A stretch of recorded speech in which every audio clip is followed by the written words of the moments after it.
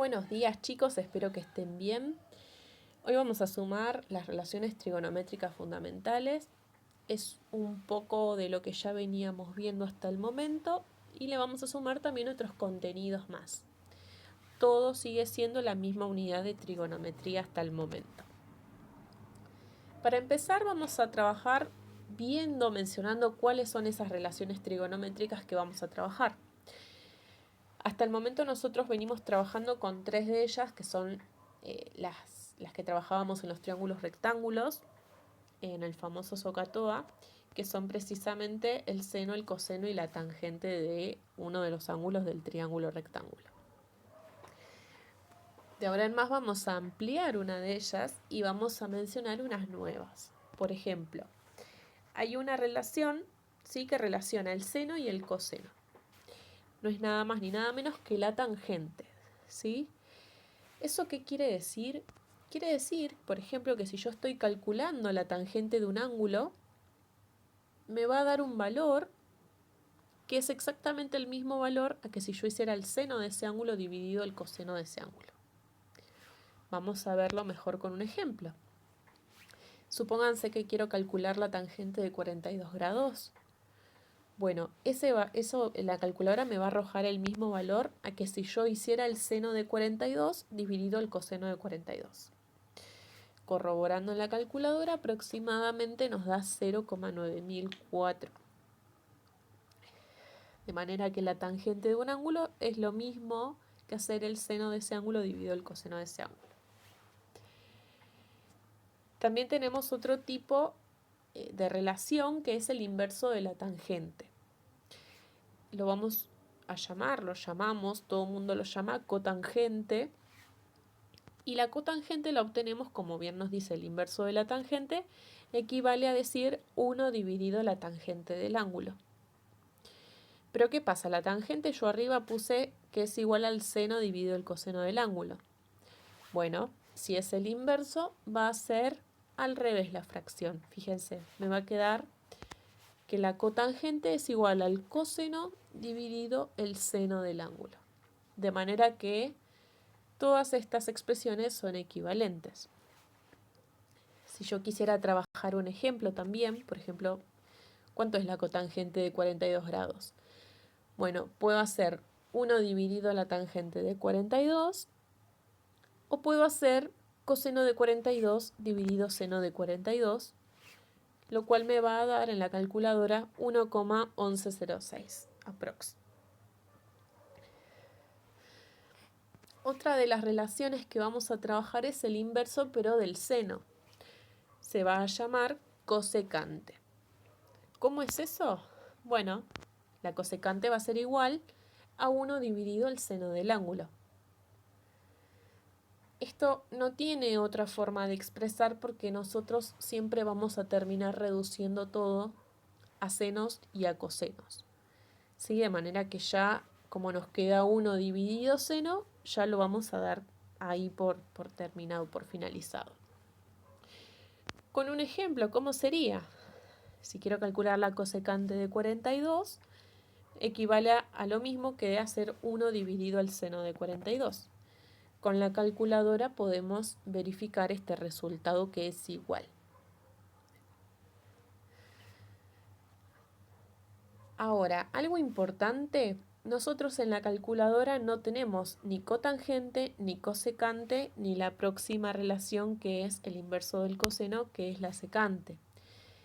Estas tres palabras nuevas no están en la calculadora y es por eso que buscamos siempre su equivalente derivando a senos y a cosenos, ¿sí? Para poder calcularlo. Es muy importante aclarar eso. Entonces, en este caso, que es el inverso del coseno, sería equivalente a decir 1 dividido coseno. Entonces, si por ejemplo piden que calculemos la secante de 42 grados, va a ser lo mismo que hacer 1 dividido el coseno de 42 y en la calculadora nos va a arrojar este valor. Ahora, ¿qué es lo importante de todo esto? Lo importante de todo esto son estas equivalencias que acabo de encuadrar. ¿Qué es lo que es necesario saber? Es necesario saber las equivalencias tener anotadas como una especie de tablita que vamos a usar de ahora en más en el próximo contenido que veamos la clase que viene. Sin embargo, vamos a sumar algo más a esta tablita, no termina acá, que se llama relación pitagórica.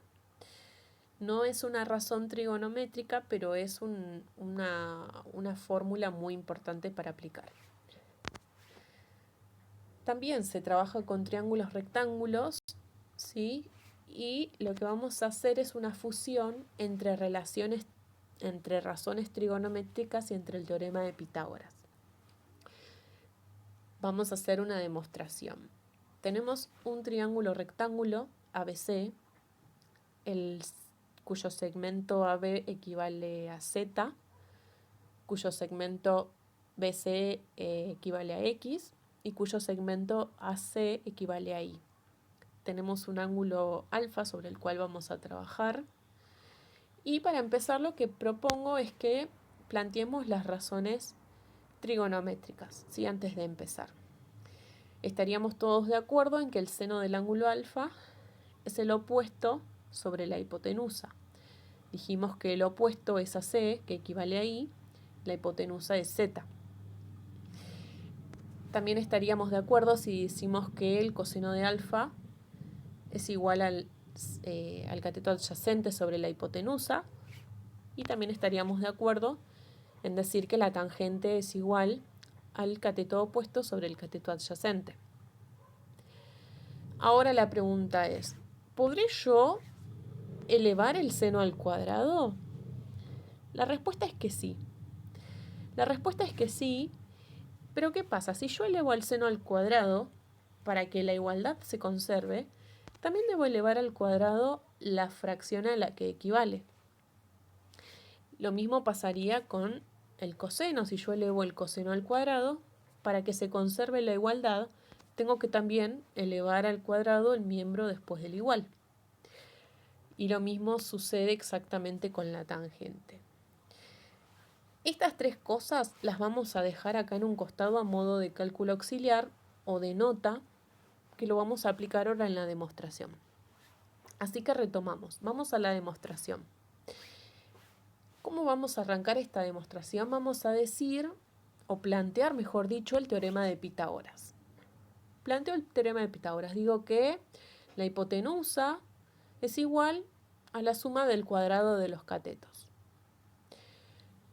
Ahora, ¿qué pasa? Nosotros dijimos, bueno, pero la hipotenusa vale Z, cateto vale Y, cateto vale X. Así que reemplazo. Y como cada uno de ellos está al cuadrado, lo conservo al cuadrado. Ahora, ¿qué voy a hacer? Voy a hacer una especie de artilugio, ¿sí? ¿Qué artilugio voy a hacer? Voy a elevar todos los términos, digamos, en ambos miembros por Z. Voy a dividir por Z todo. ¿Qué pasa? Si yo al principio divido por Z al cuadrado, para que la igualdad se conserve, tengo que dividir todo por Z al cuadrado. De esta manera la igualdad se sigue conservando. Ahora, ¿qué va a suceder? Va a suceder que Z al cuadrado dividido Z al cuadrado equivale a 1. Y también voy a aplicar una propiedad de las potencias respecto de la división, ¿sí? Que es distributiva, la potencia en la división. Entonces lo que hago simplemente es hacer la inversa de la distributiva. Extraigo la potencia como abarcando toda la fracción, ¿sí? Que sigue conservándose la igualdad a que si estuviese al cuadrado el numerador y el denominador por separado. Y lo hago en los dos términos después del igual. Ahora sí es cuando quiero que veamos la tablita que hicimos al costado auxiliar y que busquemos. Fíjense que nosotros en nuestra demostración tenemos y dividido z todo al cuadrado. Ahora, si vamos a nuestra tablita, fíjense que el seno cuadrado de alfa es igual a y sobre z al cuadrado. Eso quiere decir que y sobre z al cuadrado equivale al seno al cuadrado de alfa.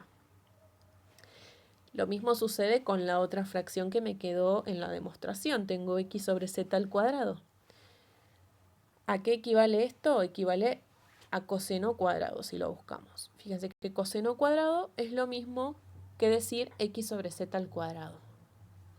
¿Por qué es todo esto igual? Porque estamos trabajando siempre sobre el mismo triángulo, ¿sí? Entonces, ¿qué voy a hacer con esto? Voy a volver a mi demostración y donde dice y sobre z al cuadrado y x sobre z al cuadrado los voy a reemplazar por sus equivalentes que son seno cuadrado y coseno cuadrado. Ahora, fíjense cómo me quedó algo completamente distinto de lo que partí, mezclando Pitágoras con las razones trigonométricas. Esto que acabamos de encontrar es una fórmula muy importante que se llama identidad trigonométrica, ¿sí? No es una razón, usamos razones trigonométricas, pero no es una razón, es una fórmula aparte, que es muy importante para que ustedes la agreguen a la tablita de la diapositiva anterior, ¿sí? Obviamente en la próxima clase vamos a ver cómo se utiliza. Y me resta agregar que de esta fórmula, que la voy a copiar exactamente igual, podemos deducir una más. ¿Cómo vamos a deducir otra? Vamos a dividir miembro a miembro todo por el coseno cuadrado de alfa. Fíjense, todos los términos los divido por coseno cuadrado de alfa. Ahora, ¿qué va a pasar? Fíjense, bueno, en una de las fracciones tengo coseno y coseno, se simplifica, me quedó 1 en ese término. Ahora, del lado izquierdo del igual tengo 1 sobre coseno cuadrado. ¿Eso a qué dijimos que equivalía?